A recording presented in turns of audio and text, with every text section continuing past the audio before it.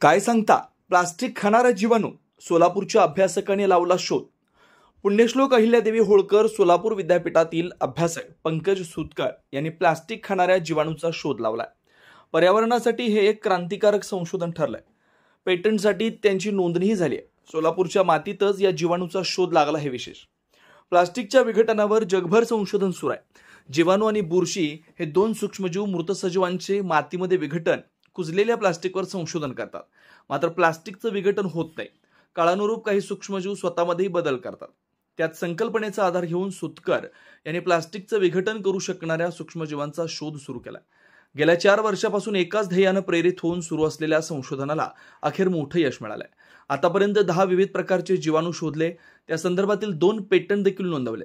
विद्यापीठातील पर्यावरण विभागाचे प्रमुख प्राध्यापक डॉक्टर विनायक धुळप यांच्या मार्गदर्शनाखाली सुतकर यांचं संशोधन सुरू आहे। अनेक वर्षापासून मातीत कुजलेले प्लास्टिक काढून त्यावरील जीवाणू संकलित केले। जीवाणू आणि बुरशीची जनुकीय संरचनेची प्रयोगशाळेत तपासणी केली। अत्याधुनिक तंत्रज्ञानाचा वापर करून त्या सूक्ष्मजीवांच्या परिणामांची नोंद केली। कमी आणि जास्त जाडीच्या कॅरी बॅग, पाण्याची बाटली अशा वेगवेगळ्या प्रकारचे प्लास्टिकवर त्यांना सोडलं। त्यातून जैविक पद्धतीने विघटन करण्याची क्षमता असल्याचं आढळलं। या प्रयोगांमध्ये प्लास्टिकचे 65% जैविक पद्धतीने विघटन झालं। या संशोधनाला प्लास्टिक डिग्रेडोंग लॅबस्केल बायोरिएक्टर आणि fresh water microplastic detection device हे 2 पेटंट मिळाले।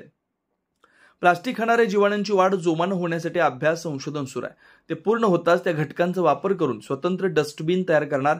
त्यात प्लास्टिक जीवाणू टाकल्यानंतर जैविक विघटनाची प्रक्रिया व्हावी याबाबतचं संशोधन सुरू आहे। त्याने कचऱ्याचं विघटन होईल, जे मातीत मिसळल्यानंतर त्याचे कोणतेही दुष्परिणाम दिसणार नाहीत।